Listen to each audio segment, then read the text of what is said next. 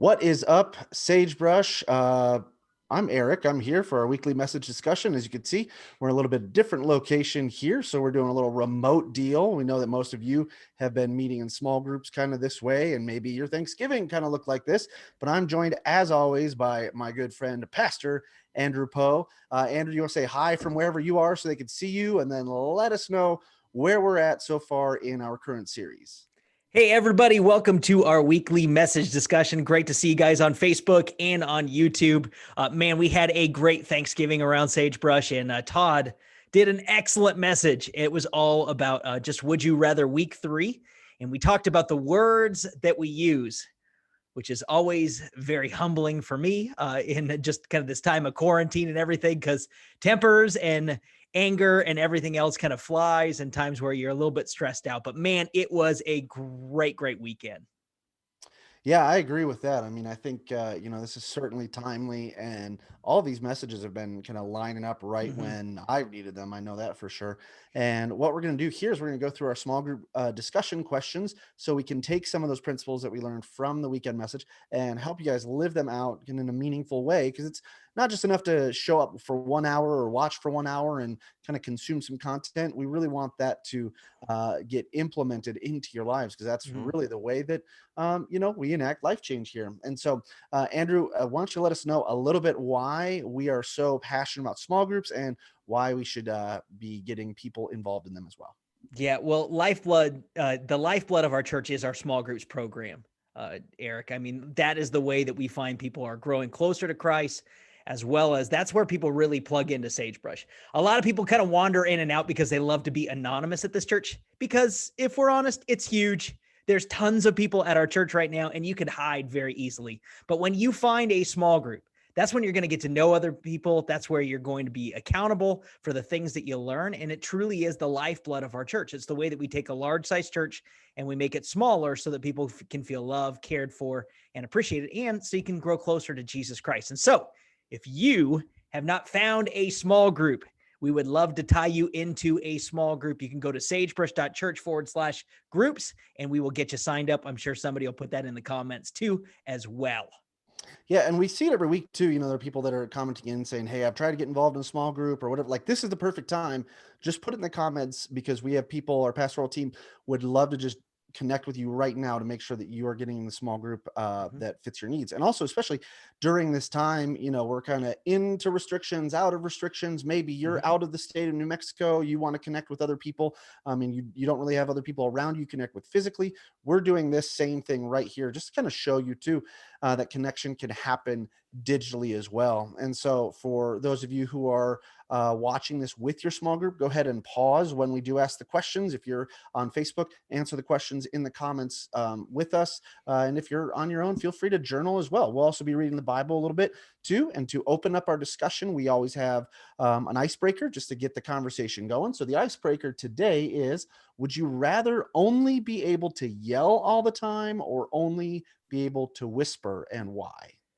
Ooh, for me, that would be probably whisper, just because yelling has gotten me into a lot of trouble over my Mhm. time. So, man, if I could stay away from yelling and whisper a little bit more often, I've always been a very loud person, Eric. As you know, you Oh can yeah. hear me walking up and down the office just I because. actually I think some of the people in the office have kind of gone back and forth on whether you're the loudest or I'm the loudest. So. Yeah, it kind of goes back and forth. But man, if I could be able to whisper all the time and use my inside voice as my wife would love, that would probably be better at the Poe House. What about for you, bro? Yeah, I feel like, especially now during the holidays and with kids, being around my kids and my family all the time, Uh huh. I feel like, whether I want to or not, I'm only able to yell. And whether that Yes. means just to get other people's attention, or to converse at the level that other people can hear because there's so much commotion going on, or whatever, I think that's kind of default. Only be able to whisper. I mean, I think that'd be kind of cool, because, just Yeah. like you said, you hear other people talk about, like, it draws other people in when you're whispering Hmm. and stuff. But I did read this the other day. This was very interesting, that whispering is actually worse for your voice than talking at a normal level. So if Huh. you're in the spot and you got the post nasal drip, you got the, Yeah. seasonal stuff going on. If you have a sore throat, it's actually worse for you to start whispering than it would Yeah. be if you just talked with a normal voice. So, But it sounds so cool when you whisper, because yeah, I mean, you just in get a that low time raspy.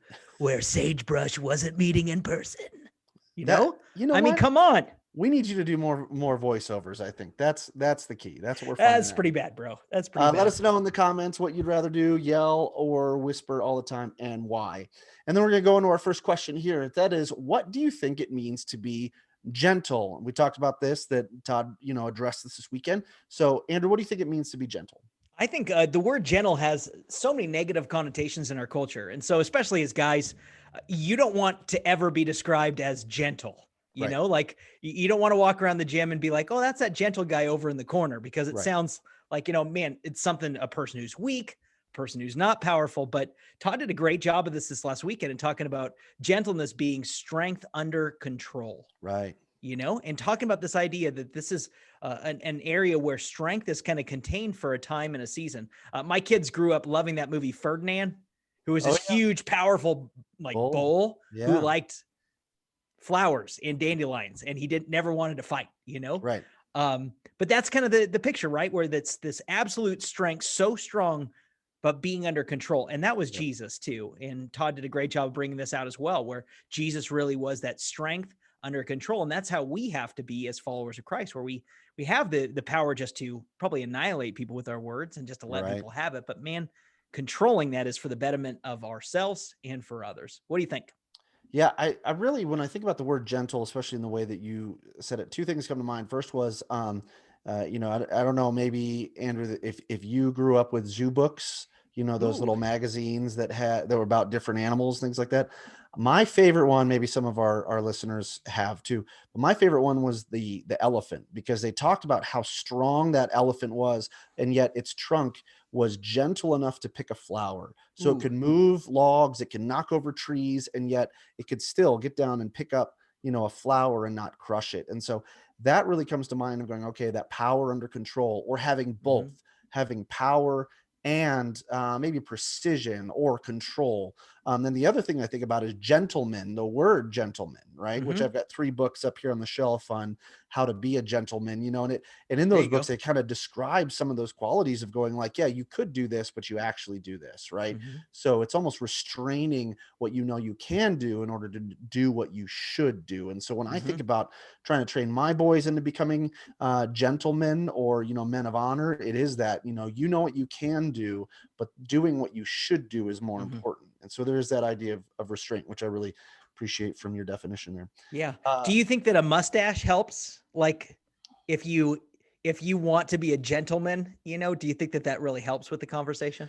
well, here's what it is. I think it really projects power, right? Like right now, this Strength under mustache is like, control, dude. yeah, it's like Oh, strength, but I'm not letting it get out of control with the rest of the facial hair. So it's like mustache says strength, but shave the rest says control. So let me know in the comments. See, I shaved this thing down to a mustache because I was like, I'm wearing a mask 90% of the time when I'm, anywhere. And then I forgot there are times where I'm on camera. it looks great, dude. But Looks great, dude. let me know if we should get Andrew to start growing one out for December. Oh man, I shaved the beard off. My quarantine beard is over, bro. Well, So, you could always bring it back. We're having a second wave, third wave. see, there Maybe you it go. happens with the mustache. We'll see what happens. Okay, we got this. Things get off the rail quick when we're not in the Very studio. quick. Second question: what things do you? I just love the idea that people are commenting in here that you should have a mustache. What things do you see people getting angry and fighting about right now, other than mustaches?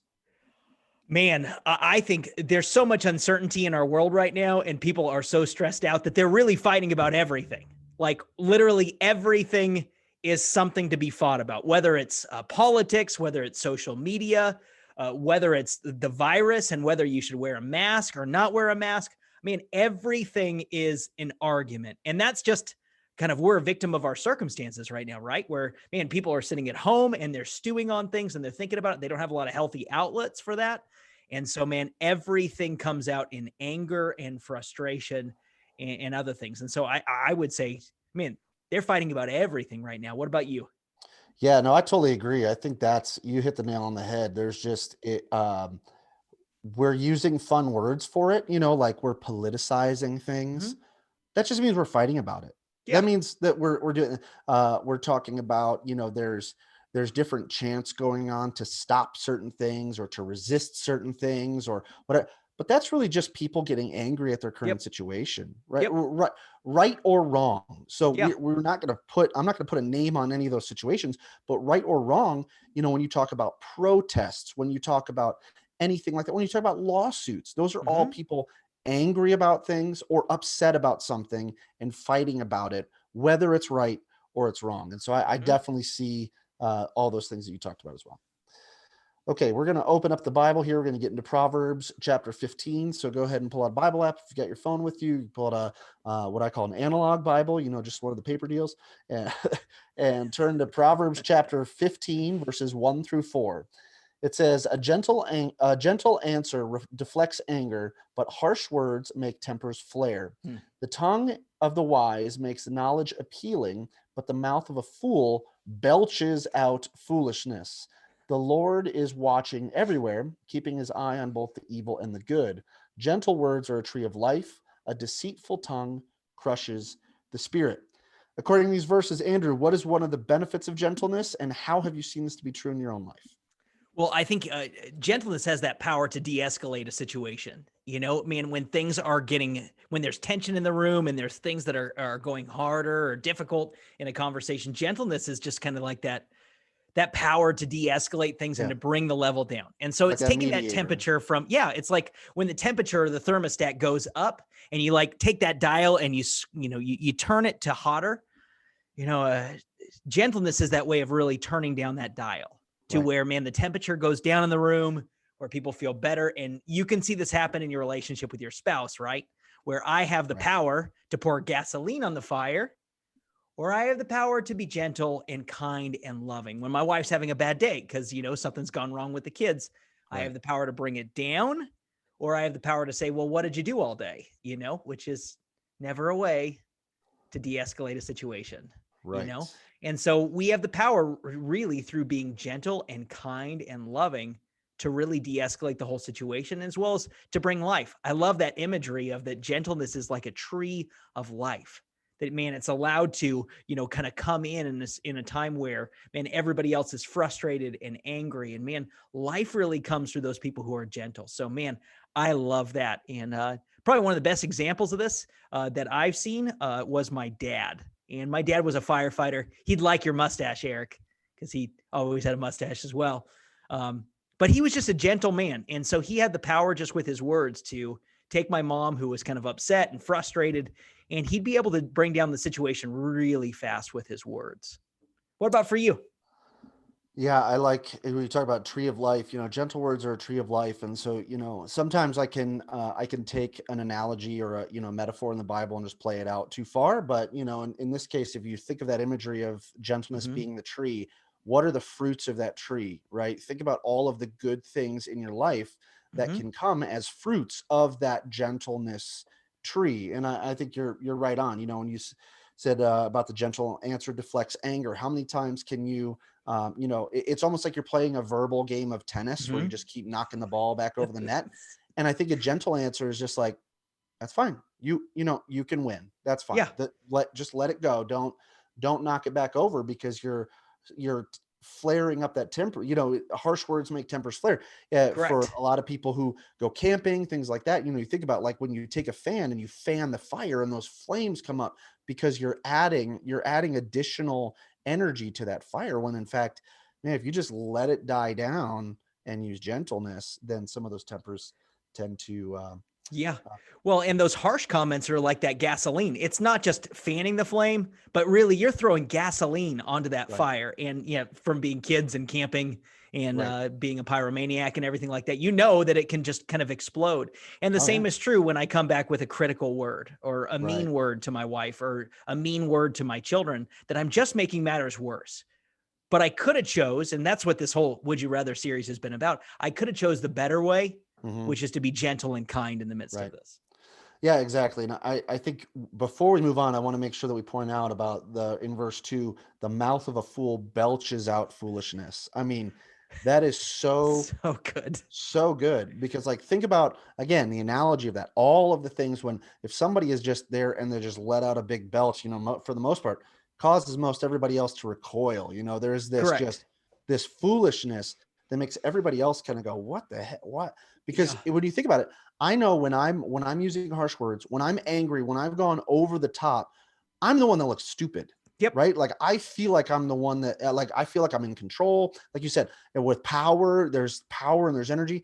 But in reality, the people watching you, Hmm. like if you've ever sat down, my favorite's like when you're at a restaurant or something and somebody next to you is arguing at a table and you're just like, everybody's just trying to like eat, but they're Let's all just get noticing what, through yeah, it's this just super quickly. awkward, Yeah. right? If you've ever been to a friend's house growing up and their parents start arguing and you're just like, Yep. ooh, you got to just work through it. But it's because it's not appealing. It's just the tongue of the Yeah. wise, knowledge appealing. So, Well, and that word belch is so good too, because I mean, you've probably been in a situation where you're in a restaurant or you're at a family gathering and somebody just burps yeah, so loud and everybody in the room like looks and it's like, what has right. gone on? And it's that same situation. On the other end, that contrast with the tree of life to that Mm, is just so different. yeah. Because man, if And you're a person who's gentle and kind, it makes everybody take notice for a different reason. yeah, and I think about where we're at, we talk about with the arguments that are happening. Like I see this where I have people, especially Christians, and I got to talk to Christians because, this is Yeah. us. We got to keep each other accountable. But when they're in their bio of their social media says something like loves Jesus or Jesus lover or Jesus first, Yep. but then the words that they're using are harsh or are argumentative or are conspiratorial out here. It's like people are not going to believe in the Jesus that you Correct. believe in if your tongue is belching out foolishness, right? Because it Hmm. says the tongue of the wise makes knowledge appealing. Hmm. So if you're using your wisdom and your gentleness, that's going to make that knowledge of Christ, to know Christ, much more appealing than if Hmm. you're out there, again, whether you're right or wrong, spewing stuff out of anger. Hmm. That's not going to help. And especially the people, and Correct. this is, the former student ministry pastor and me, the people that blast their kids on social media or blast their Ooh. spouses on social media, like that's never going to make you look good or the things that you want to talk about look good. Yeah. Okay, anyway, that was a little aside. Moving on into Ephesians chapter 4, verse 29. It says, do not use foul or abusive language. Let everything you say be good and helpful so that your words will be an encouragement to those who hear them. Who in your life has used their words to build you up, and how have they impacted you? Yeah, for me, that's an easy one, Eric. That's my mom. My mom has been so encouraging to me just throughout my whole entire life. She always believed in me. She's always been my biggest fan. Every time I preach at Sagebrush, she always calls me and says, "That was your best sermon." It doesn't matter, like she'll always call me and be like, "Oh, you know what? That was the best one every single time." And I love my mom for that because she always believes the best in me and she always is just cheering me on along the journey. And so she's always built me up with words. And even when other people didn't believe in me, I mean, I can recall in elementary school, a lot of different times where I'd have teachers who thought that I was just too creative or man, that Too I'd never, creative. Yeah. yeah, that I would never amount to anything because I had such big dreams. And, my mom was always a defender of me where it's like, hey, yes, Yeah. he's wild and creative. And sometimes his ideas are too big, but that's something that we want to fan instead of kind of hold back. And Right. she was always that way. And she always has been my biggest fan, always been there for me regardless. So that's for me. What That's about great. for you? Yeah, I want to encourage, if you're watching, make sure you put somebody in the comments, and if you're friends with them on Facebook, Yeah, tag encourage them them. and let them know that they're an encourager. Because one way that you can help Mm-hmm. encourage them is by using your words to encourage them back. I think for me, yeah, I mean, my parents have always been encouraging. I think, what I really love about being around Sagebrush is that there are so many people on staff and around us that are encouraging. And Yeah. I tell you, for those of you watching at home, Andrew, not only is he's just like the glitter spreader, but he's also the encouragement spreader. When he's going around, like his number one response to me on anything, like I have text message where I could scroll through and just see him, is just so good, so good. Thanks, bro. So good, so good. He's just always encouraging. And I think there's other people on staff too that do that. And honestly, if you have a job and you go into that job and there are people around you who are encouraging, Hmm. sometimes in spite of the circumstances that are happening, it makes that job much more enjoyable. So Hmm. I would look around at your job. If you don't have someone in your job that is constantly, let's see, as it says in Ephesians 4:29, let everything you say be good and Good and helpful. helpful. So you're everything. Like, if Hmm. that's not happening, if you don't have somebody at your job, I'm guessing that's God telling you that that's your job right now. Yep. So how can I step foot into Hmm. the situation I'm in and say, be encouraging? Yeah, I think we've talked about this before. Like with my kids, I'm always telling them, hey, look for how to be a helper. And Hmm. sometimes they go like, Dad, I don't know how to be a helper here. I don't know what I should do to be a helper. Yeah. And I say, sometimes all it means is encouraging someone else. So a Hmm. great way to step into those situations is say, how can I encourage Hmm. someone else today? Because you never know who it's going to impact. Yeah. And maybe you can help mom and dad out by not hitting your brother.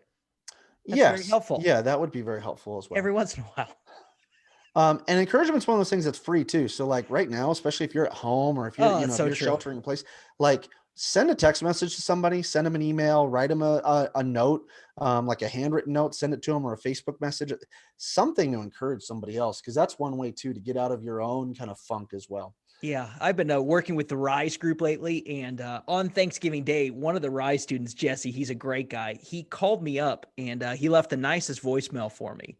Mm, And he just said, "Hey, Andrew, thank you so much for all your time and your effort in Rise, and just really appreciate you." And man, that's a message that I'll probably save on my phone for a right. long, long time now, because you just don't get things like that. Hmm. And man, I just really appreciated Jesse for taking the time to say hello, as well as just saying thank you.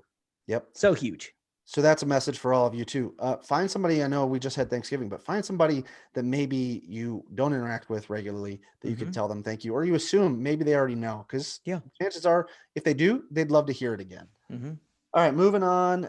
Now on the other side of the coin, who are you having a hard time getting along with right now, and what is one thing you could do what is one way you can show them gentleness instead of anger? So maybe we don't get into specifics here, but if you guys want to comment down below and just say, a relative, a coworker, you don't have to at. I wouldn't suggest tagging this person Yes. here. Do not You do at the them right in this tag the space. person that builds you up. But Andrew, in general, what are some things that we could do to show gentleness to people that we're having a hard time with? I think that this message obviously was so timely for all of us. On Thanksgiving week, where you're kind of quarantined and you're isolated, you can't really go see all your friends and family members. You're just kind of with your immediate family. And so, man, I don't know about you, Eric, but man, it was a good message, but man, it was strong this weekend, just for all of us to hear. And I think family is probably the hardest one to get along with right now, just because we're all Mhm. so cooped up.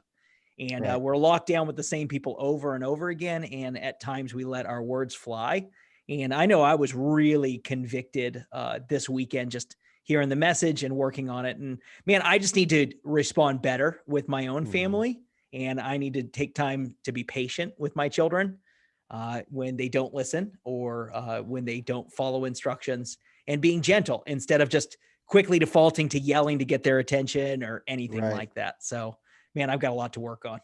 Yeah, I think that's huge too. Children, same thing for me. It was not this past weekend, but the weekend before. We were getting ready to go do something fun as a family, and one of my kids, what he was not having it, was not ready to go in the car, was not ready to, do whatever. We were just going on a little driving trip up Hmm. into the Valles Caldera and just, see some sights. And he just like did not want to. Hmm. And my reaction was not wholesome and gentle. And let me see what it says. My reaction was not good and helpful, I would say. And I might have used foul and or abusive language.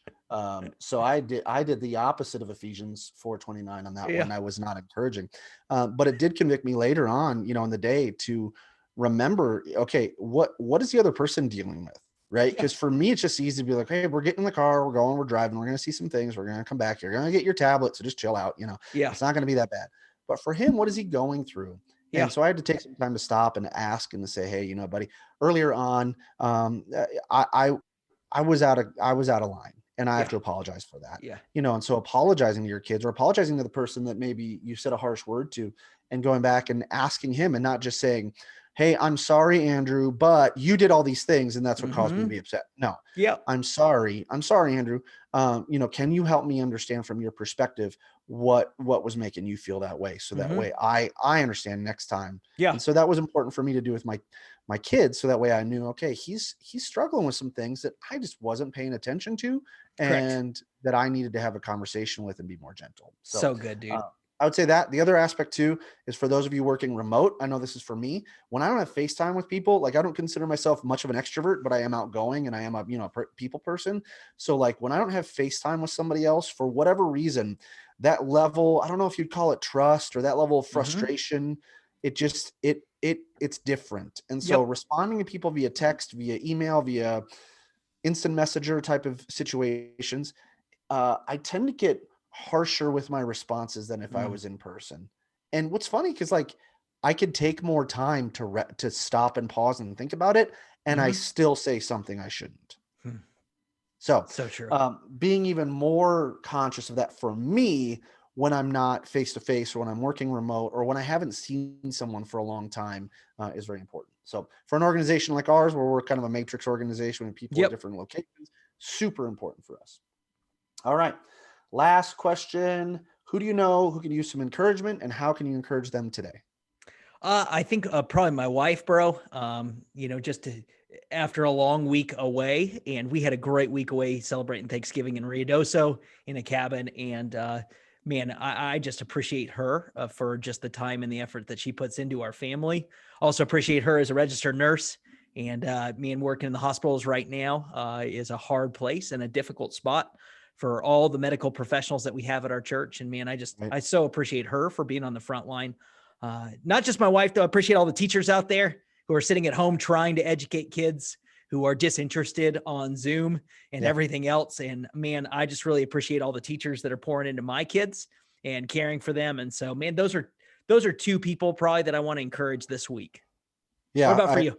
Same with me. I think my wife's a teacher, and so she's actually in the other room trying to teach, trying to stay quiet so we can record this, while also Yeah. having our kids staying quiet so we can do so. Like, I think family is number one. If there's anybody that, especially as husbands, as Yeah. fathers, men, like that gentleness side needs to come out more. Mm-hmm. Even if you think you're doing it a lot, Yep. it should come out more, and it should come out towards your family. So I agree with you. Family would be number one for me. And I think you hit the nail on the head on kind of that frontline worker, whether you Mm-hmm. whether you call it, medical, first responder, education. But I would also say, especially if you are living in a Mm-hmm. state or city or locale that has any sort of government restrictions, Yep. what I would say is remember the people that you're interacting with are not the people making the decisions, right? Correct. So you're like for me, the person at Smith's who is counting to see whether or not I can go in or not, because only Yeah. 75 people are allowed to go in. It does me no good to get angry at that person, right? Correct. Because Yep. it's not them. Same thing with for those of you who are trying to diffuse some of your anger by being Mm-hmm. rude to a cashier or being rude to a retail worker. Like, Yeah.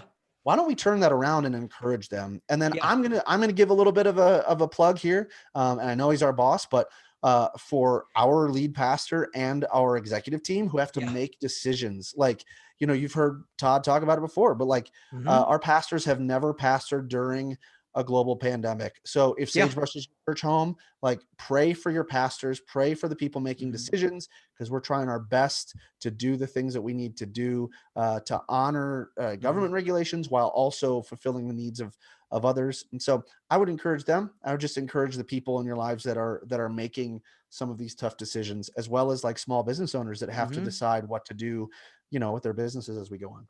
Yeah. Any thoughts on ways that you can encourage those people? Yeah, I think obviously writing notes or just being kind. I mean, man, if we just overwhelm people with kindness, whether we're in the grocery store or other people, and we're not difficult, we're just patient, when it comes to understanding the whole situation. And Hmm. that really comes from a self awareness, right? To know, all right, I'm already upset right now over everything that's gone on. Right. I'm upset about the situation. And so I'm not going to take this out on a helpless clerk, or I'm not Right. going to take this out on the lady at Costco who only lets one person from the family in. I'm not Right. going to take this out on this Or person when or she that reminds person. you about your mask, like, Yes, come on. let's just take it easy. Right. And let's chill out and know, hey, look, we're not going to be in this forever. This is a time and a season. And so let's be a light as followers of Jesus. Right. So, And how can you take this and apply it to other situations in your life? correct. Because, yeah, of course, we're not always going to be in this situation, but there's always going to be something that makes you upset. And there's always going to be, a reason to take it out on someone else. My sister works in retail. She's a manager at a local retail store here. And she's just telling us stories all the time of customers that come in and are just rude about things that she can't control. And then also, the worst part is when they followed up with like, God bless you, or if they give, an invite card to church and you're just like, Yeah. oh man. But in reality, that as Christians, I'm just going to say, sagebrushers, as Christians, if you are gentle, if you are overly kind, if you're, killing them with kindness, like Andrew's kind of bringing up here, and just overly encouraging, people are going to want to lean into that, and they're going to want to ask you why.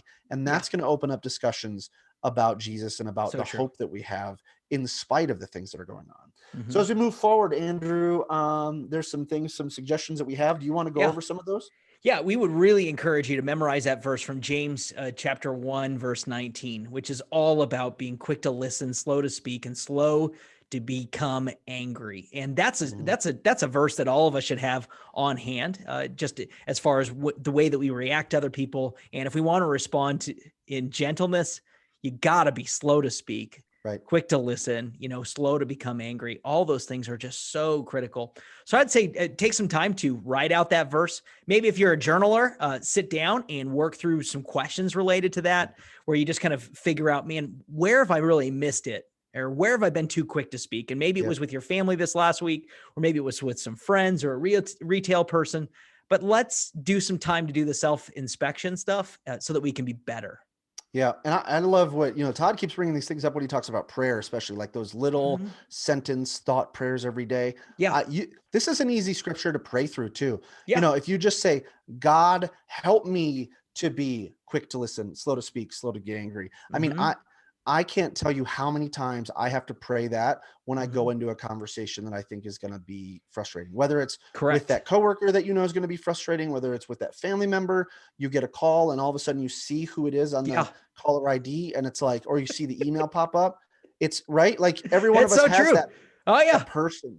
And just praying. And before I hit answer, or before I walk into that office with my mask on, obviously, say, God, help me to be slow. And I just usually just kick it to the end. Help me to be slow to get angry, right? Help me get slow to get angry here. And 9 times out of 10, it helps me out because I'm conscious of what I'm supposed to be doing in the conversation. Yeah. So good. So as a group, you could talk about that, throw out some more ideas that you have in the comments below. We don't have that many announcements for you, except that we will be sharing our plans for physical services. If you are in the New Mexico area, you know that there is a rollout for houses of worship going back to 25%. So there will be more information on your specific campus coming out then, because it is by county, and those counties will be updated every Wednesday. So keep an eye on your email and social media for that. If you're not connected to our emails, or if you're wondering if you're getting our emails, you can go to sagebrush.church/updates and fill out your information and make sure that we have it so we can send you those emails. The other announcement that I have, and I'm going to try to do this without messing up my microphone, but if you've seen our Sagebrush shirts, let's see, I'm holding my microphone. There you go, bro. Shirts, or some of the shirts that you've seen Todd wear in some of his videos, we have now figured out a way to get those online, to sell them in an online store. So if you go to store.sagebrush.church, you can find some of those available. Maybe, I don't know, make a, what is this, Cyber Monday? Make a Cyber Monday. Yeah, it's a Cyber Monday purchase, bro. Yeah. And you could try the promo code Andrew needs a mustache. Just kidding. There's no promo code. There's no promo code. Don't try that. Don't try that at all. But if you were to, say that over and over again, maybe it'll manifest it and Andrew will get a mustache. Could be. Maybe not. Okay. Anyway, so we will see you this weekend, whether it's in person or online. We'll always have the online option. Make sure that you get involved in a small group as we get closer and closer to Christmas. We've also released Christmas time, so check those out at sagebrush.church/Christmas, and we will be back with you next week. On behalf of Andrew, I'm Eric. Have a great week.